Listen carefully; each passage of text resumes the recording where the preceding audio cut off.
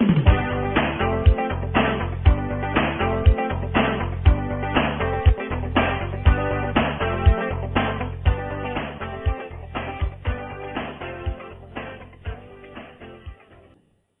evening and welcome to Contemplating the Universe. I'm Leslie Zehr and I'm your host for this evening. And my guest this evening is Suzanne Caesar. So let's just see if Suzanne is on the phone. Hello, Suzanne. Are you there? Hi, Leslie. I'm here. How are you? How are you? Good. How are you? I'm good, thank you. So Suzanne danced her way through 2 pregnancies, and that's what inspired Suzanne to create a holistic and contemporary way to stay fit and feel fabulous while pregnant and beyond. Thus her companies Maternal Dance and Rhythm for Life were born. Suzanne holds an MA in dance and dance in higher education from New York University and is a Healthy Mom certified Perinatal Fitness Specialist and a prenatal yoga teacher. She is widely considered an innovator in dance and founder of the Maternal Dance movement. Her best-selling DVD, The Prenatal Belly Dance Workout, was endorsed by the March of Dimes. She has been featured on the Discovery Health Channel, NY New York 1 News, Fox News, eHealth Radio, and regularly seen in Self, Pilates Style, and Bella New York City magazines.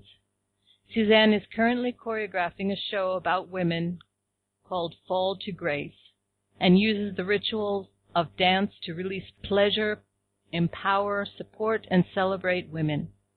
She presents this message with movement internationally as a special event speaker at corporate conferences and retreats. The links for her websites are on the blog, and I'll give them to you at the end. So for information about her up-and-coming workshops, classes, and special events, you can go to her website. And as I said, I'll give you those links at the end. I met Suzanne in New York City several years ago. Seems like a very long time ago, maybe 4 or 5 years ago. And she attended one of my classes, and then she's been studying the alchemia remedies with me, and she came to Egypt to dance, so we have a long history together. I think the work that she's doing is really wonderful. Her DVD is great, and we're going to talk about all of that this evening.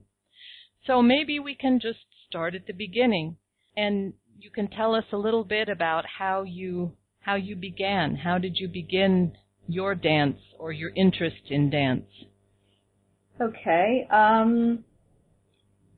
Wow, it goes way back. I remember when I was about 3 years old, I was at a family party, and I know that's way back, and the feeling I got when I was dancing at that party, it stayed with me. I can even feel it now. On the way home from the party that night, I was sitting in the back seat as a young toddler, remembering how much joy I felt at that party dancing. And I don't know, that feeling has stuck with me. And I think the key word is feeling. I felt it. I felt the joy. And I continued. I just went on pursuing dance. There were lots of highs and lows, but that's how it started. And then you went on to study dance when you were young as well, right? Exactly. I started out studying ballet at about 5 years old. My mother knew how much I loved to dance, so ballet seemed like the right choice, and something I guess was very common for young girls to start off with. I was chosen to play the lead in Sleeping Beauty, and I just did not want to be there. I didn't want to go to class. I didn't want to be in the show. And it was surprising to my mother because she knew how much I loved to dance, and yet I didn't want to be in this performance. I didn't like going to class. And shortly after starting, she took me out of ballet. So that was kind of weird. And I grew up in a neighborhood in the Bronx in New York where it was highly populated with mostly Italians and Irish. And we had an Irish teacher living in the neighborhood, and she was teaching the local kids Irish dancing. And so my mother asked me if I wanted to do that, and I said, yeah, sure, that sounds good. I don't know why. At 6 years old at that time, I don't know why. I just decided that would be good for me. And I loved it. I loved Irish dancing. And I went on to, well, the only thing that you can really do with Irish dancing at that time, there was no river dance. So it was either perform on St. Patrick's night and or enter competitions. So I entered competitions. They were called feshes. A fesh is an Irish festival. I danced in a lot of feshes. I won a lot of competitions. I've got a lot of trophies and medals in Irish dance, but at a certain point, there was nowhere to go with it. I was about 12 or 13, and there was just nowhere to go.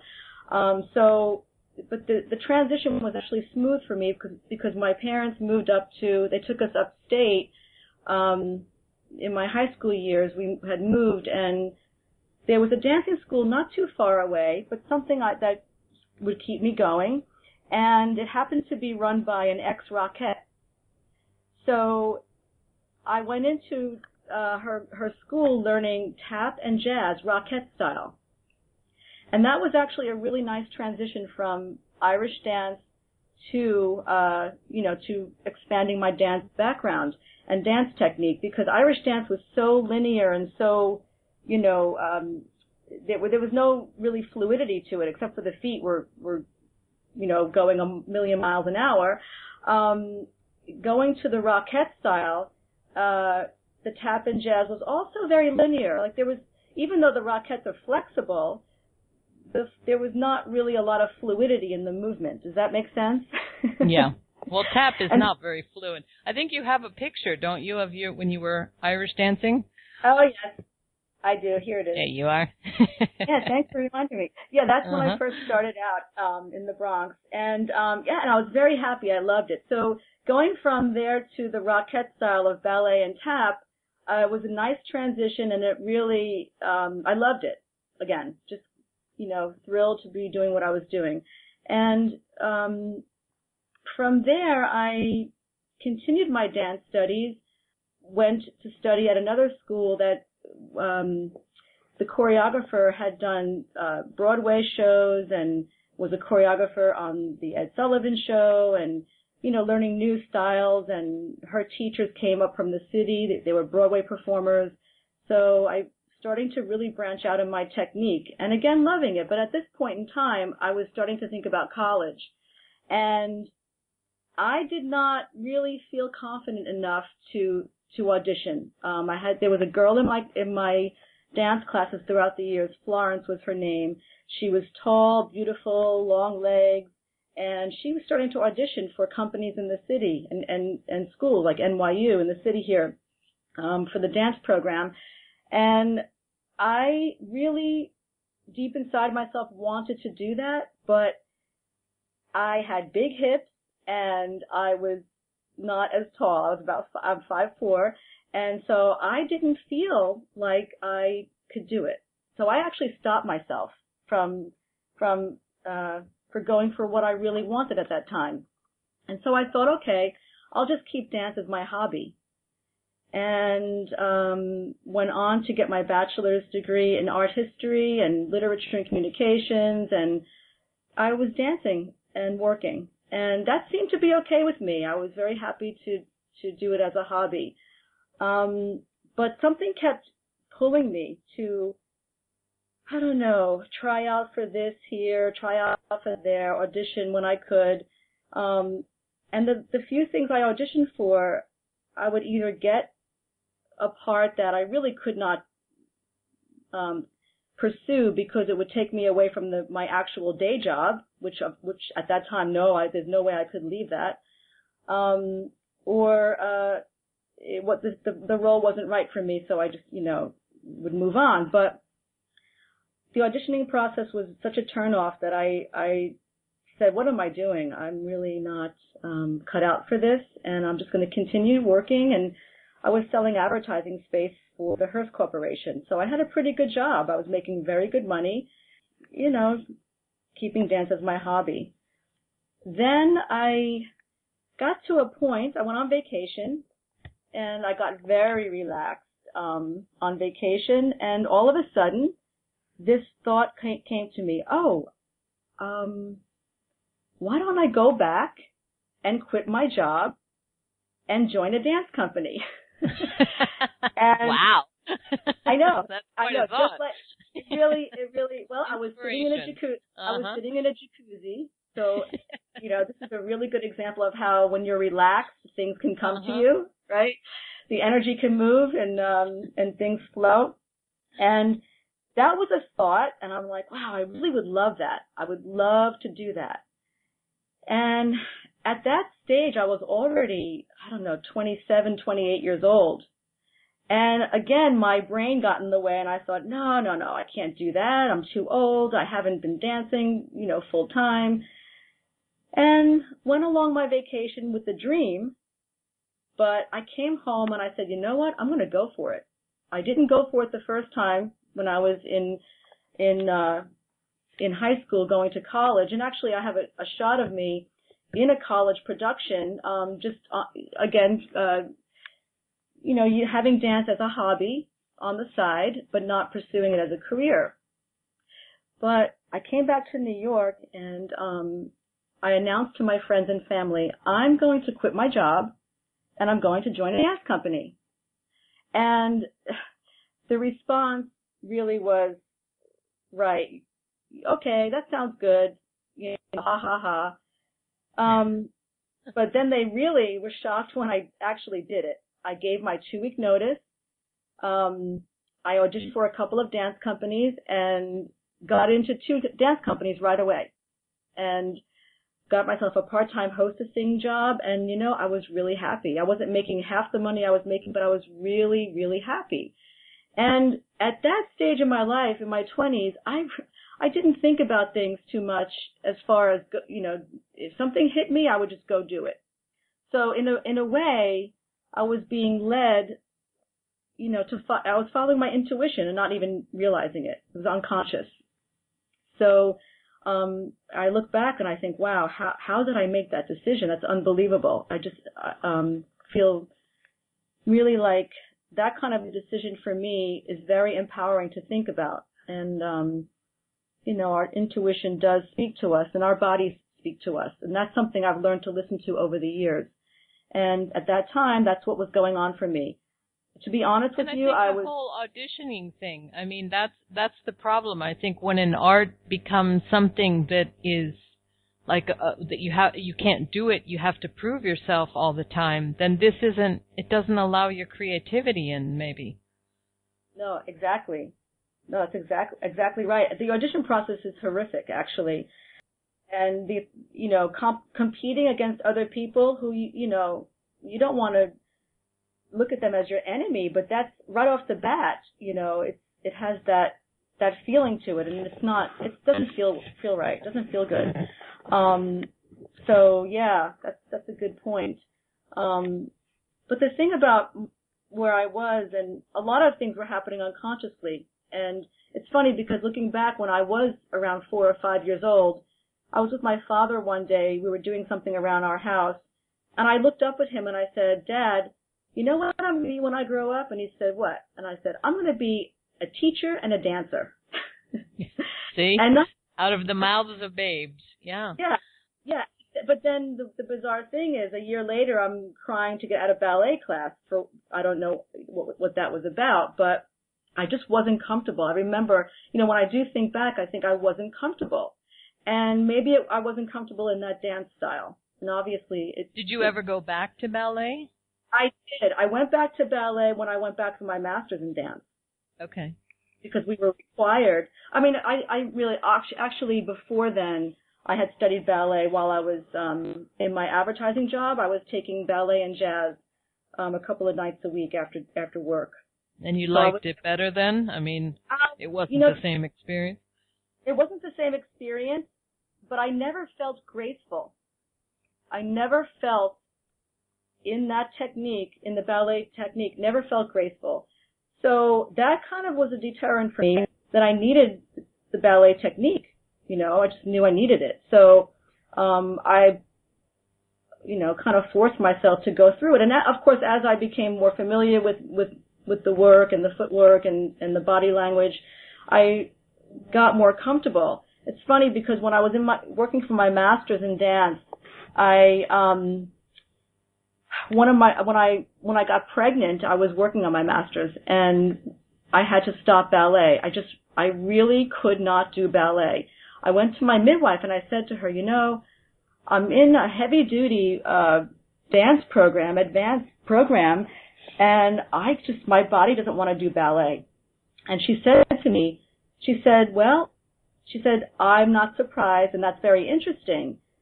She said, most ballet dancers have a hard time pushing their baby out during labor. And that right there for me went like a light bulb went on in my head, like ding, ding. And that made so much sense because in the ballet technique, everything has to be pulled in and pulled up. And it's kind of very contractive. Not just very contractive, but when you think about it, it's also not grounding. Everything's like lifted, even you're on your toes, Yeah. It is so not what you want to be doing when you're pregnant. You want to be very grounded and the body is expanding and rounding. So she said to me, well, I think you should quit. I think you should do what feels right. And so that's exactly what I did. I stopped ballet, and the modern dance techniques were specifically the Hawkins technique, just felt so good to my body. But just going back to the ballet for a second, when going through my program at NYU, one of the ballet teachers, my professor, had gone to one of my friends and said, oh, it's a shame Suzanne is not dancing ballet. She's so graceful.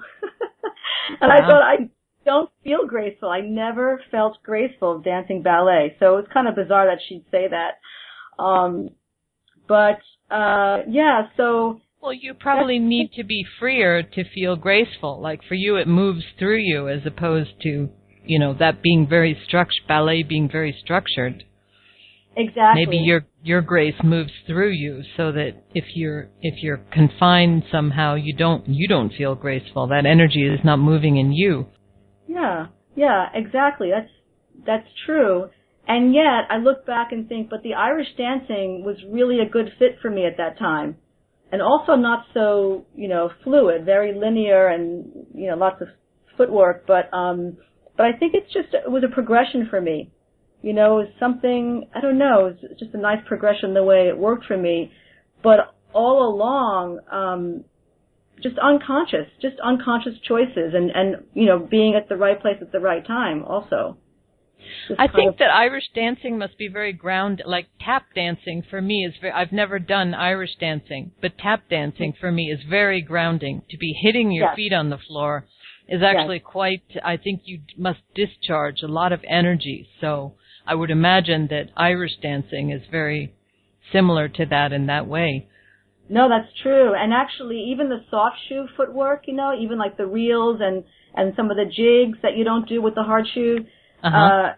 Also, I could see very grounding because you're really using the floor. You're really, you're not pounding the floor with the soft shoe, but you're still like really, hitting that floor. So, that makes sense. Yeah. I never thought about it that way, Leslie. It's true. Well, I love tap for that reason. I love to be hitting my feet on the floor. I find it really grounding. And also that really rhythmic thing. I did flamenco for a little while, and it's a very similar thing. And to me, flamenco is like the masculine side of the dance that I do. So I think those things where you hit your feet on the floor, really, you must discharge a lot of energy, just your own body's energy and stuff by doing that. So, it's a very... exactly. No, it's funny. And being an air sign, I would think that things like that would be good for you to really ground yourself, to be hitting the floor like that. And Absolutely. As a child, you probably, you were tuned into that very well. Mm-hmm. No, that's true. So your master's degree, that was pretty much just an intuitive, that was one of those, the door opened kind of thing, and you decided to go through. Well, yes and no. No, actually, it was more of the same as far as just something hit me because I got to a stage where I thought, okay, I need to find myself something that I want to do with my life, and I need to enjoy it. What am I going to do? And I was racking my brain. At that time, I was teaching, in between dance, performing, I was teaching aerobics. And I was like, what am I going to do? What am I going to do? And I didn't want to keep teaching aerobics for the rest of my life. And I just didn't see myself performing in dance companies for the rest of my life. And I didn't see anything. I didn't know what I was going to do. So I thought, you know what? I'm going to go back to school for art history. And I was telling people that, but there was something inside of me saying, what? Art history? Why? You already been there, done that. Why are you going back? And again, at a certain point, it just hit me one day. The thought came into my head. It just came in, like my body, my head. And I thought, wait a minute. Why not go back for my master's in dance? Why not? Why dance? Why art history? Why not dance? And once that thought came in, I could not let it go. And I thought, yep, that's what I'm going to do. So I announced to my parents, I was 30 years old, and I said, I'm going to go back for my master's in dance. And they looked at me and they said, so you're going to dance all day? And I said, no, it's more to it than that. And they said, well, where are you going to go to school? I said, I'm going to go to NYU. And they said, oh, really? How are you going to afford it? Because I was on my own already. I was a single woman, and I wasn't making the money I used to, so I was really living hand to mouth and paycheck by paycheck. And if I was performing, I was traveling, performing, and not working my hostessing job. So money was tight. And I just looked at my parents, and I said, I don't know, but it's going to work out. So, and obviously it did. It did. And actually it flowed well. I did what I had to do. I filled out financial aid forms. I got it together and got through. So obviously it was the right thing to do. So yeah, and actually in between, while doing the aerobics job, I started studying, with Luigi. Luigi, is in the dance industry, a very well-known choreographer and dance teacher, who had a very bad car accident when he was younger. He was supposed to be, performing with Gene Kelly and, in a movie, and then got into this accident and changed his whole life. But he ended up, because of his accident, because of his, disabilities with the accident, he ended up, formulating and designing with his body this dance technique, this jazz dance technique that is so fluid and so flowing and so like even sensual and sexy and not in your face sexy, but just very sensual. And Bob Fosse actually sent his dancers to Luigi. Balanchine sent his dancers to Luigi to learn jazz technique. Alvin Ailey studied with Luigi. Liza Minnelli. I mean, he's like such a classic. And anyway, I danced with him, and the very first day I took a Luigi jazz dance class, the very first day, I was like, oh my God, my body's home. I found the technique that really suits my body. And that was also an eye-opener for me. And that, that could have been, it was at the time I was deciding to go back to school, so that could have been also something that helped me bring that in, the idea of going back for my master's in dance. Yeah, you felt it. Like you said, yeah. It's always that, I think the truth is a feeling. So when it locks in somehow, you're in the right place. Exactly. And it's funny, like me, I'm an air sign and I do way too much thinking that gets in my way a lot. And yet, when these thoughts come in and they're right, I don't think about whether they're right or not. I just do it. But I think that's inspiration. Yes.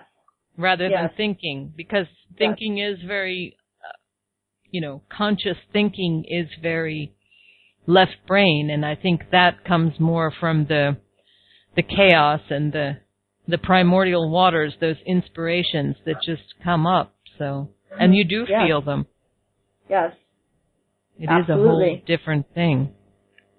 So I'm going to shift gears a little bit here. Yeah. I'm going to read a quotation, something that you wrote. Dance is the way I express myself, my form of prayer, my form of exercise, a release and a retreat. When I dance, I am free. It is my joy and my life. It's been my physical, emotional, and spiritual guide, and I am moved to share the dance as a vehicle for self-expression, good health, and healing. So maybe we can talk a little bit about the spiritual aspect, or how you see dance as a spiritual form or a spiritual practice. Sure. Yes, somebody had asked me to tell them what dance meant to me. And this was a couple of years ago, about 3 years ago. And I have a hard time sometimes verbalizing. So I sat down, I moved my body, I sat down, I moved my body, and then I just closed my eyes and felt the feeling. And what came out was what you just read. And it was like in one sitting, just wrote it, no editing, nothing. And I looked at it and I thought, okay, that's it. That's what it is for me. And it really is an expression of my soul. It's my soul speaking. Soul speak is what I say. And it's funny because when we talked about doing this, I was looking back in one of my notebooks, and I found something I had wrote back in 1995. I wrote, as I dance today, I have an awareness of how the body breathes, as if the breath is a seed, then explodes outward. And I looked at it, I thought, wow, I was writing this stuff back then. You know, I was really feeling it, you know, Leslie. So that was the start of the spiritual journey. When looking back, going through it, I wasn't aware of it at the time, but dance has been very special to me. We have famous dancers and choreographers like Isadora Duncan saying the dancer's body is simply the luminous manifestation of the soul. You know, when I read something like that, I have to write it down because it's like, yes, yes it is, and that's exactly what I believe, so I have to say it, or I have to write it so I see it, you know. Martha Graham said the dance is the hidden language of the soul. You know, I mean, it just goes on. I write all these things down because it's not that I don't know it. I don't know. It's like, wow, somebody else feels that too, you know, so strongly. Well, and if you look at their dances, you can see it. You know, yes. Those two people in particular, I mean, those two women, if you watch them dance, you feel it. You feel it coming through them. And I think that you can see that. You can see people who are dancing from their soul and people who are, you know, dancing from a more, I don't know what to say, athletic or just conscious place rather than that deep soul on that soul level. And even if their movement is not something overwhelmingly difficult, it's still, there's something like Isadora Duncan. It's so subtle what comes through her. Exactly. And you can see it in the photographs. You can see the feeling. You can see, you know, the expression. And there's another dancer, Maria Tallchief. She danced for the New York City Ballet. She was one of Balanchine's principal dancers, and she also was one of his wives for a short time. And she wrote something that I read a while back. I forget where I read it. She was describing and writing about performing and about dance. And she wrote about how it is so important, yes, to have the costume and the makeup and the stage and the set, you know, and the music and everything all there, everything that needs to be there for the performance is important. But then she added, dance is the soul, the bearing, the opening, the giving of yourself to the world, its beauty and pain, its joy and despair, its totality of being. And that for me, like, I could almost cry when I read it, and I have cried it. It's like my soul is like resonating with that right now. And that, you know, people ask me, how did you find your passion? How do you know your passion? And to ask me this a few years ago, I would say, yeah, no, dance is my passion. Can't you see I'm dancing, you know? But now I see there's a difference. It's like I feel, it's a feeling more than a seeing. And that's why, going back to when I was 3, I feel it now. I can feel that little girl so excited and feeling such complete joy in her body, because she was dancing tapped into freely. Something.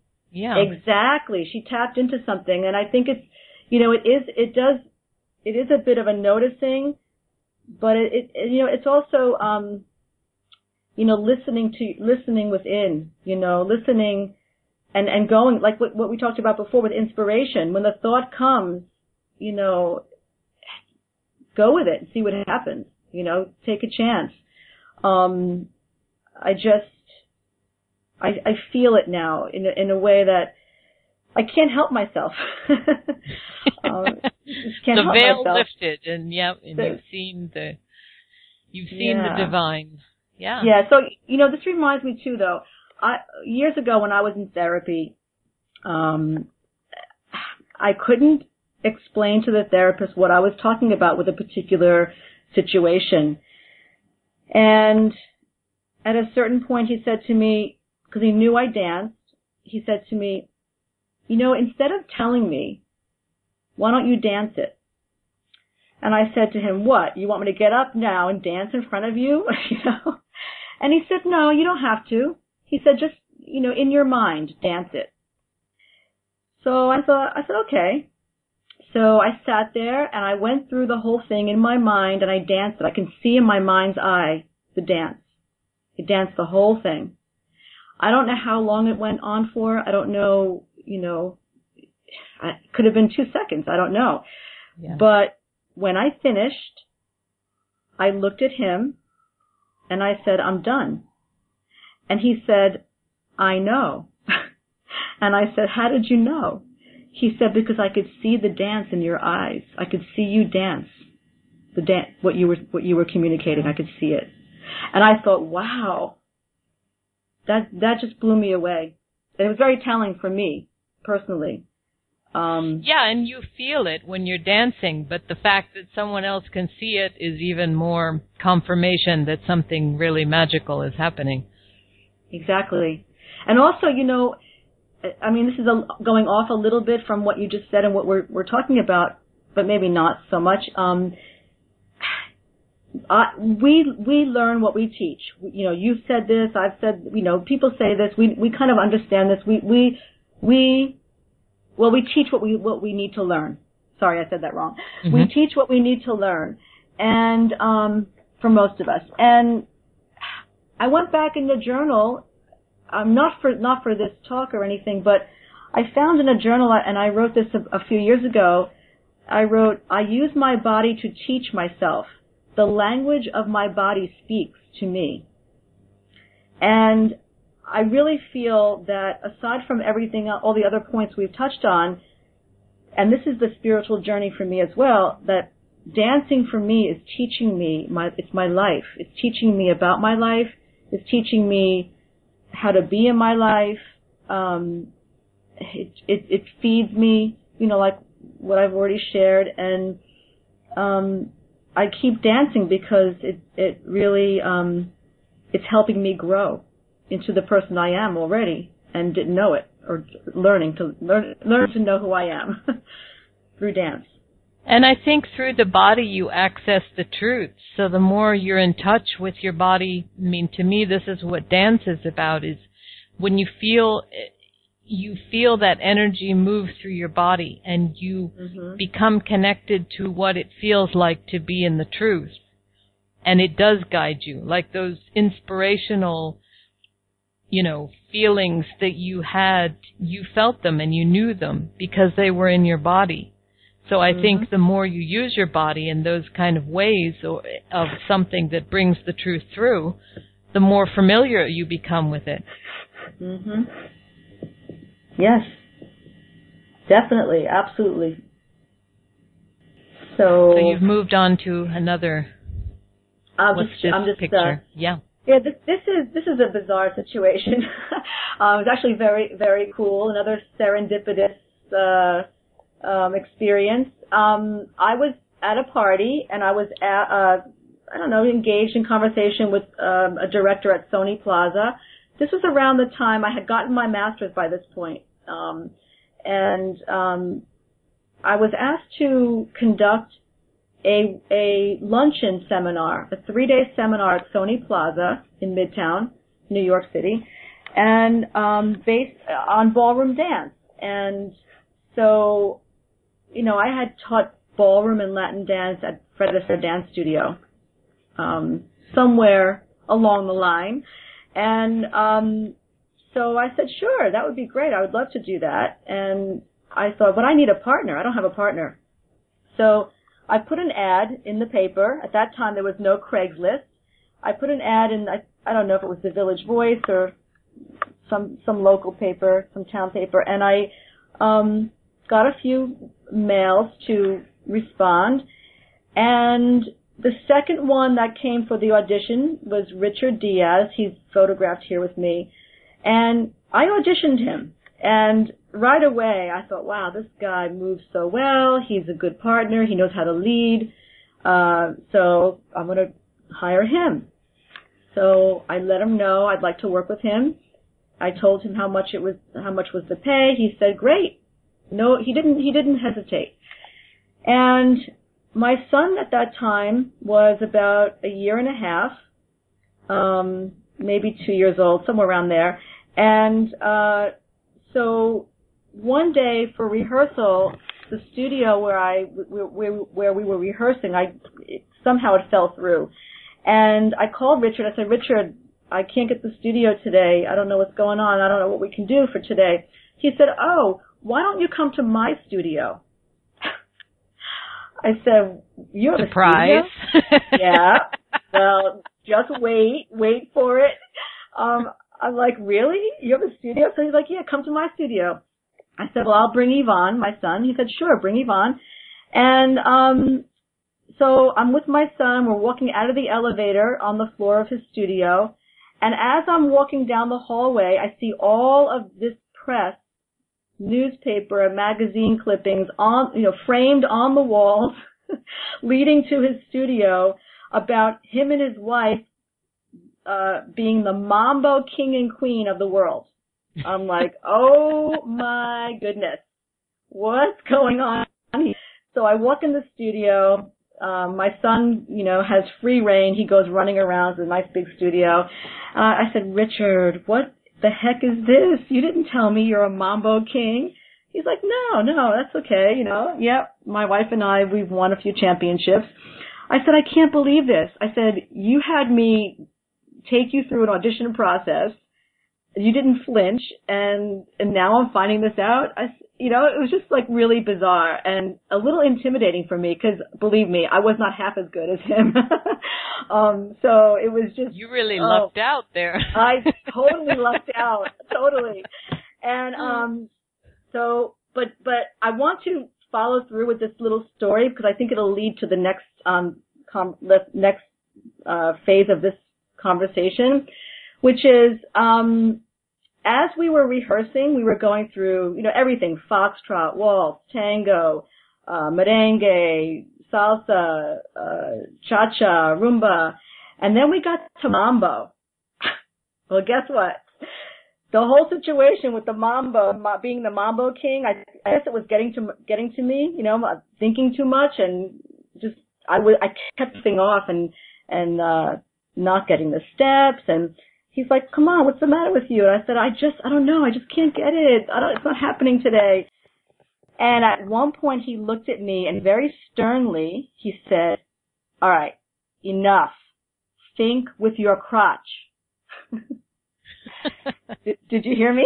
Yes, I did. And I'm like, and that, first of all, just saying that to me, I was a little taken aback, and I just, it stopped me in my tracks. But he got you out of your head. Got me out of my head, but he truly did get me into my body, and I allowed myself to really actually go there, and really with a snap of the fingers, I got it, and that stuck with me. That was really that's something I actually use in my presentations, or when I do retreats, when I present dance and talk about dance, especially for women, because we all know where our power lies, and very deep in our womb, and it's really where we need to tune into, tap into, and that's really what he was telling primordial. Me. Yeah. Exactly. Yeah. Exactly. Good for him. Yeah. Exactly. So, that was a very key thing for me. And who would have known that I'd be using this work now, Well, he was one of your teachers. He appeared. You needed him and he appeared. Exactly. It was amazing. Well, let's talk a bit about the maternal dance. It's an important subject. I think this is wonderful what you've done, by the way, with this. I mean, I've seen your DVD, and for anyone that's pregnant, it's a lot of fun. It's a lot of fun, even if you're not pregnant. But yeah, that's true. I wished I had something like this when I was pregnant. I had Jane Fonda workout or something like that, but this is a lot more fun. Not to put anyone else down, but I think things have progressed since the 80s. I'm sure there's a lot more awareness also about the body and moving it. So how did you get in? That's you, right? When you were pregnant? Yes, that's it. Yep. That's at NYU. I was 8 months pregnant, rehearsing for a performance. Well, the whole thing started when, as I mentioned before about having to stop ballet. My body, I really just felt it in my body. It was like never mind the morning sickness, but I had a sick feeling when I was dancing ballet while pregnant. And so I stopped. And in my master's program, I continued to really enjoy my modern dance techniques. The Hawkins technique was actually absolutely wonderful for being pregnant. And it's that technique that I actually kind of developed for pregnancy, designed for pregnant women. And well, what is the Hawkins technique for those of us who don't know? Well, it's a modern dance technique. And Eric Hawkins was an amazing choreographer. He believed that the body, again, the body does speak. The body has its own language. And he actually has a book. I can't remember the name of the book right now. But the body the body speaks, and we need to follow. And so in his technique, especially like in the warm up, very much with the breath as well. But you have to kind of like go with the body.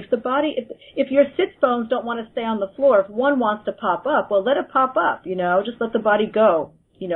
But develop your muscles and the technique, but allowing your body to move with freedom. So it's a very free kind of freestyle technique, very different from the Graham technique. And it's funny because Eric Hawkins was a Graham dancer. He danced with Martha Graham. He was actually married to her for a little while, for maybe a few months. But his technique just really is a very freeing technique, and the floor work for me kind of supported the expanding body. It supported the softening of the pelvis. It supported just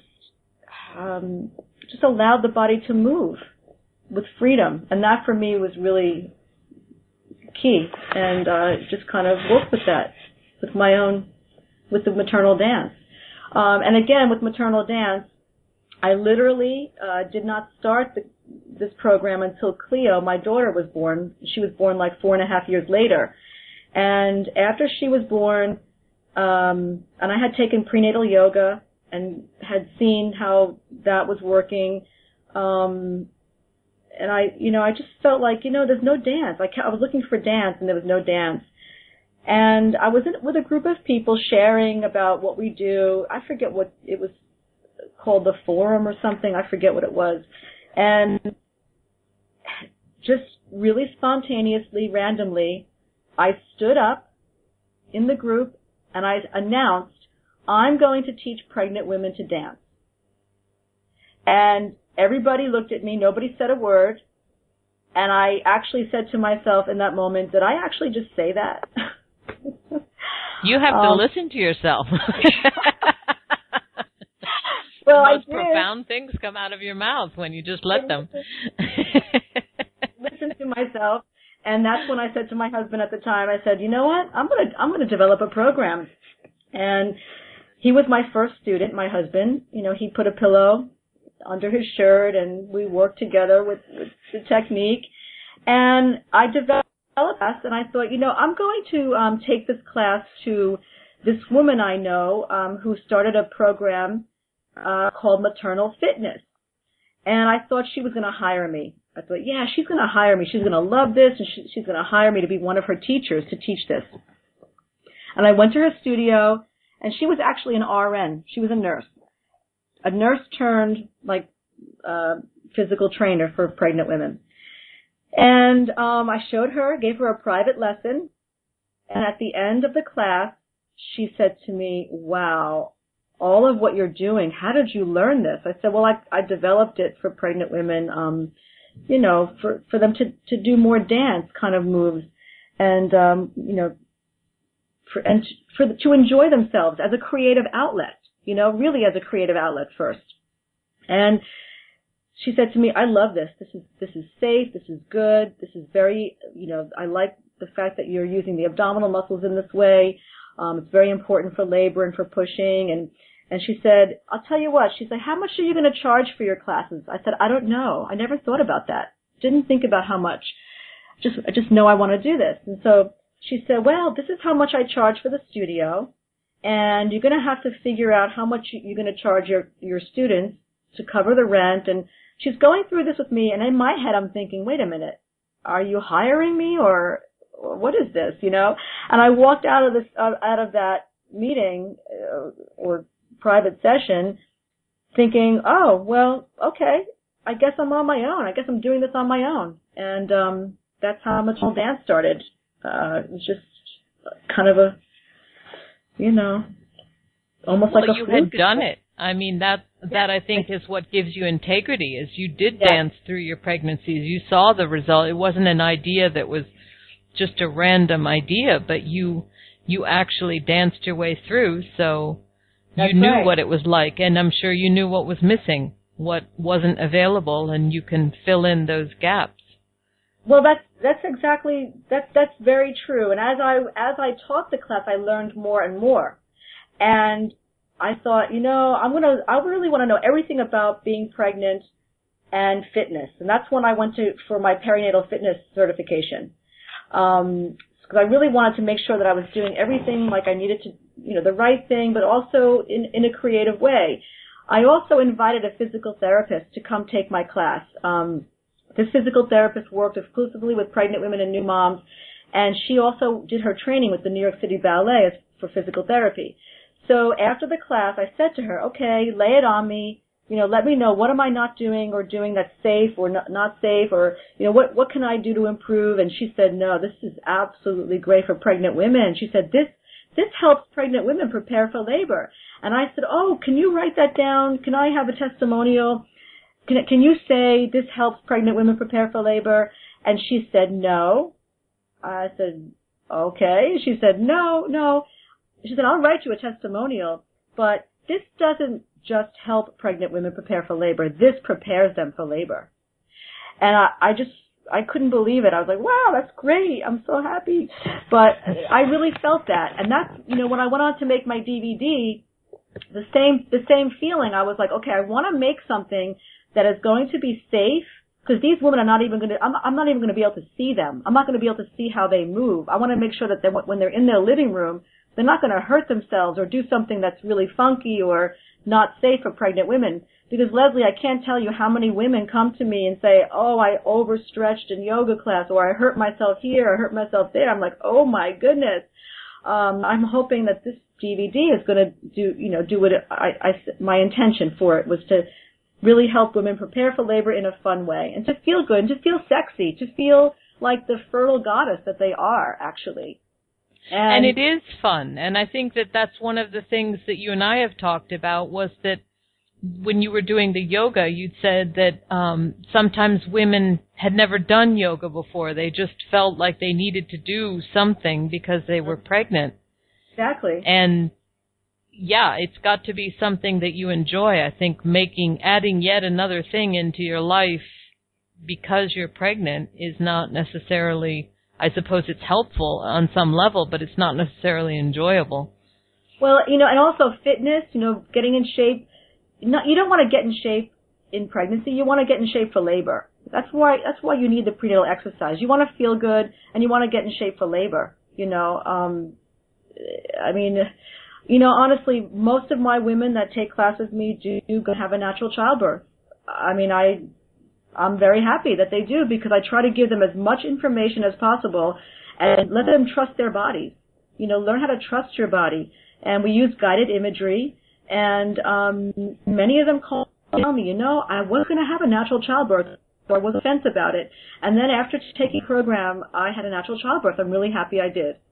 And that makes me fun. I'm not trying to push natural childbirth or say it's the only way, but, we are made a certain way. We were made, we are able to do this. We've been doing this for thousands of years, so, and historically, even especially in the Middle East, women did dance. I mean, there is the dance of the womb that was about childbirth. So I think it is a very natural thing for a woman to do. And sure, they've forgotten how to do that because over time that hasn't been passed down to us. But so you've revived something that was a lost art, I think. I mean, that's a nice thing to say and a nice thought, and I hope so.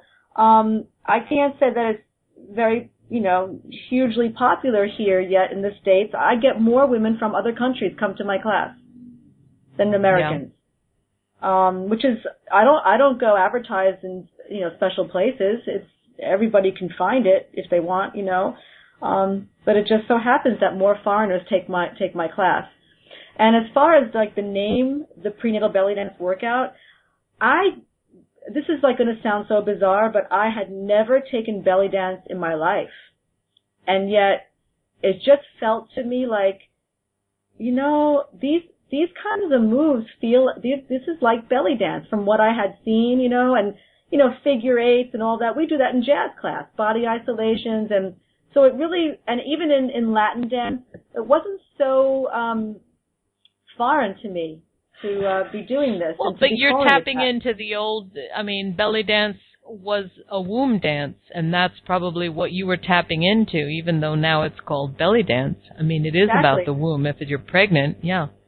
Yeah, and then people were calling me saying, oh, do you teach belly dance? And I would say, well, no, I don't teach belly dance, but, we can move and do movement, belly dance-like movements, but women were saying, yeah, but I thought you do belly dance. It was kind of strange when I first put this out. So, and then I had a news station call me. They wanted me to have my women, they wanted to shoot us with bare bellies and have the women, doing my class bare-bellied. And I said, you know what? I'm not going to ask them to bare their bellies. If they want to, they can. But I'm not going to make that something that has to be for this show. And they ended up not using my class because I wasn't going to guarantee that everybody would go without, something on their bellies. So that's very strange. Yeah. Well, it's the media, sensationalism. I guess. Yeah. But you have to wonder what the point was exactly. Anyway. Yeah. Well, good for you. Yeah, well, at the time I felt like it was right, so that's kind of where I went with that. Yeah. But again, and the imagery work is very important too, because the mind-body connection is very strong.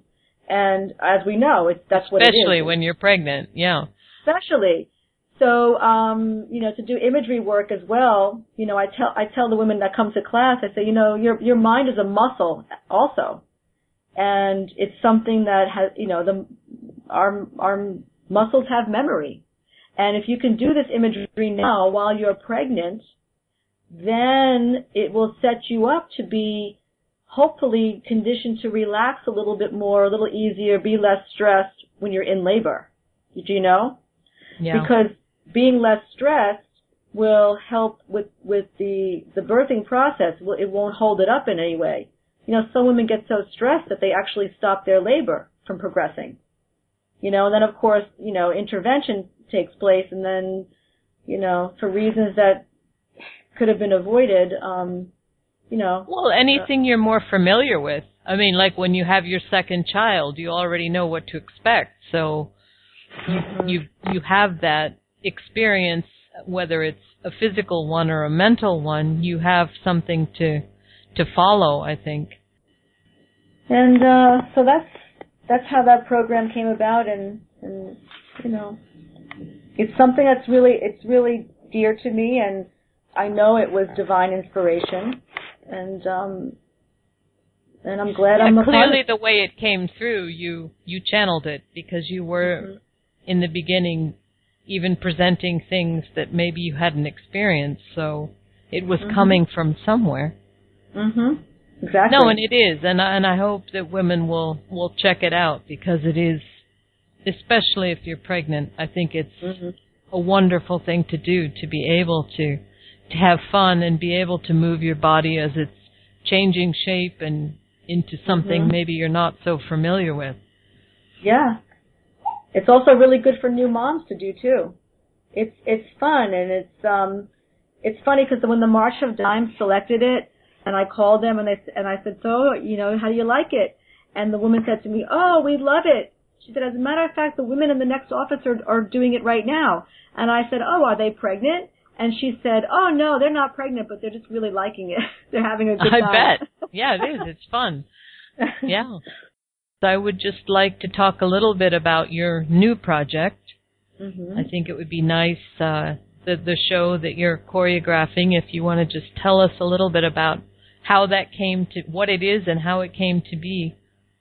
Well, Fall to Grace is the name of the show, and that also came to me one morning because I was thinking, what am I going to call it? But anyway, it really, again, the line of the progression, how things came to be, is just amazing to me. I always wanted to choreograph my own show, and for years couldn't think of exactly what I wanted to do. And it wasn't until, actually meeting you, Leslie, and then taking one of your ancient Egyptian sacred dance workshops, which, by the way, totally blew me away, the very first one, because there is a particular way my body likes to move, and the Luigi jazz technique was one that I felt very at home with. But I always wondered, where do I get my movement from? How do I move this way? Why do I move this way? Why do I have this fluidity and blah, blah, blah? And taking the workshop with you in the ancient Egyptian sacred dance, it's really, I felt like, oh my gosh, the pieces of the puzzle have come together. This is like the last piece for me. And all of my movements made sense. Everything made sense. And that workshop is what like kind of forced me to stop teaching for a while. I knew that I had to work a little differently, or I had to dance a little different. Not dance for myself, but I had to present dance in a different way now. And, including my maternal dance classes. And I stopped dancing and teaching for 6 months, and I really was not in a good place. I was kind of very depressed and just not knowing what to do with myself, and I couldn't even believe that I didn't want to dance. I wasn't dancing for myself even. I wasn't moving my body. And I was going through a lot of personal changes at the time, and we were putting another bedroom in my apartment, so literally making my dance space smaller. And it was the night before the room was starting to be built. I thought, you know what? I'm going to use this space right now to dance. It's my last chance. Nobody's home. And maybe it's time I start moving my body again. And I put some music on, and I just went to town. I was dancing up a storm. And as I'm in my movement, as I was doing my dance, all of a sudden, this thought and this feeling overcame me. Literally, I fell to the floor. I just sat, plopped myself on the floor, and I started crying.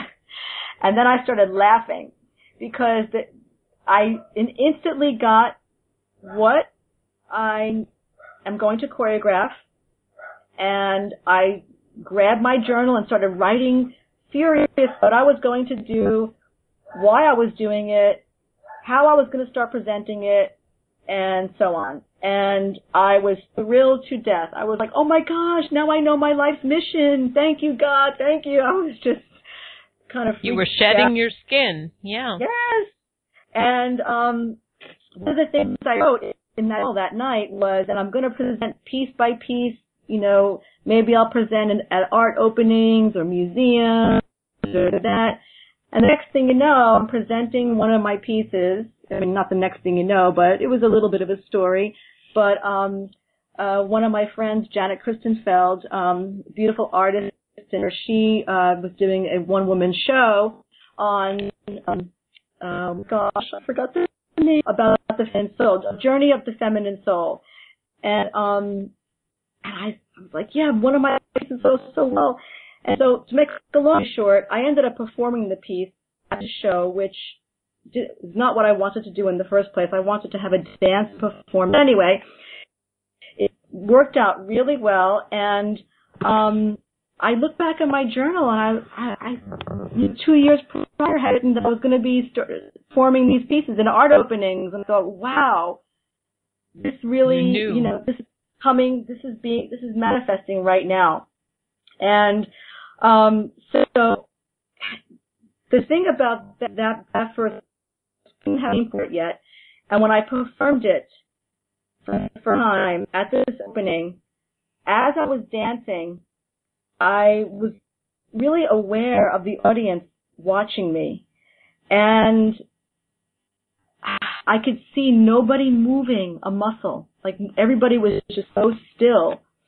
And when I left that night, I mean, what came back to me was really confirmation that I am on the right track, that this piece needs to be performed. And then I went and performed it on the beach at a wedding a month later, and the same kind of response. Nobody moved. Everybody was just standing there watching. And when it was done, one of the women came up to me that was in the wedding, or the son was the groom, and she said to me, she said, that was enchanting. She said, I looked around at everybody and nobody moved a muscle.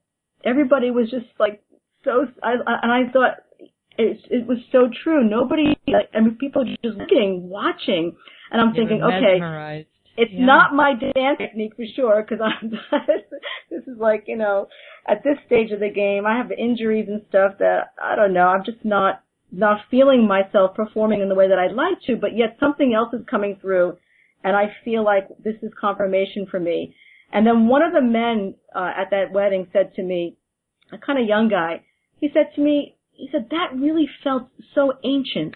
That dance feels so old and ancient. And I said, yes, actually it is. It is to be that way. And he said, I said that was my intention. And he said to me, well, what kind of dance style is that? And I said, it really is not a dance style. It's really a culmination of everything that I've learned and absorbed, and it's just part of what I'm doing, and it's the music that's helping the movement, you know, flow. And I said, but if I were to classify what it was, what the styles were, I'd say it was a combination of ancient Egyptian sacred dance, Irish dance, and jazz dance. And he said that to me, about covers it. Yeah. And he said to me, I didn't see that. So I thought that was really interesting. But yes, the show is is coming together, and I'm very excited about it. And it's actually a little scary for me because it's a huge undertaking, I feel. But I think I'm ready to do it, and I'm doing it. So it's called False and I think Grace. It needs to be done. Yes. Yes. Actually, the dance that I performed is I named it. One day I was doing some reading, and all of a sudden I saw something in this reading. I'm like, oh my God, that's in my Dance of the Goddess. Because it truly, to me, embodies the goddess 360 degrees. It's the softness, it's the craziness, it's the roughness, it's the sensualness, it's the unknowing, it's the darkness into the light kind of thing. You know what I mean? It's just like, to me, it embodies everything, in one. And I can't wait to have this piece danced with a whole company of women, not just a solo. I think the solo is very effective. But basically, the bottom line for this show is my intention is for the audience to get, for the women to just watch this and know how awesome they are, how wonderful and beautiful beings they are, and to really know that and feel empowered.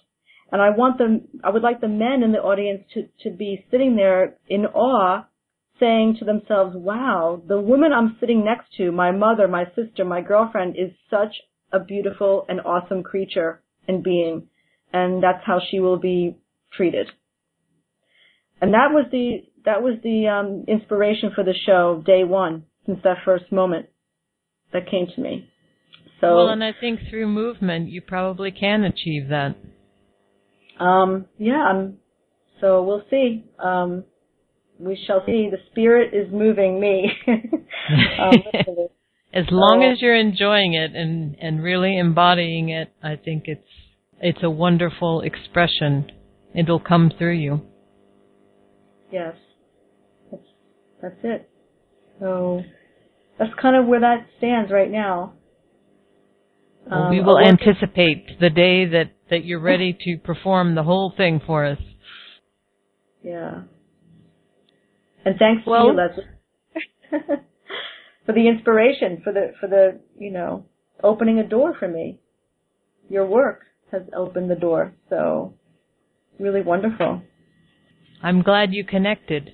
No, it's wonderful to see people that do connect to the dance, because I understand what you're saying and this spiritual aspect, and I wish that everybody could do that, because it is so it's empowering to be able to embody that. Mhm. Unless there's anything else that you'd like to add to what you've already said. I don't know. I think I've said a lot. A lot of food for thought. Yeah. So let me just I'll give you some contact information. So if you want to contact Suzanne, those are her websites, Rhythm for Life and Maternal Dance. And you can contact her through that if questions come up later on, or if you'd like to know more about what she's doing, just check out her website. And if you want to be put on her mailing list for up-and-coming events or classes, all of that's on her website. And if you need to get in touch with me or information about the webinars, you can email me at mail@universaldancer.com. All the webinars are on the blog, and links to Suzanne's websites, also a video that she's just made, all of that is on my blog. So if you want to go to the blog, and you can get the links from there. Okay. Well, thank you, Suzanne. It's always a pleasure for me to talk to you. This is great. Likewise. We have the opportunity, being so far away from each other at the moment. We can still chat anyway. Exactly. And I've learned a lot of things I didn't know about you. So that's very nice to have the opportunity to learn more. Oh, so thank you for joining tonight and sharing all of that with us. And it's my pleasure, Leslie. I really appreciate the opportunity. Hopefully we'll be seeing your fall to grace soon, in the near future. Yeah, that sounds good to me. All right. Thank you. And I'll say good night to everyone. Or good morning. Good night, Leslie. Good night. Yeah, good morning and good night. Take care. Hopefully you'll join us again on another webcast. So good night, good morning, and take care.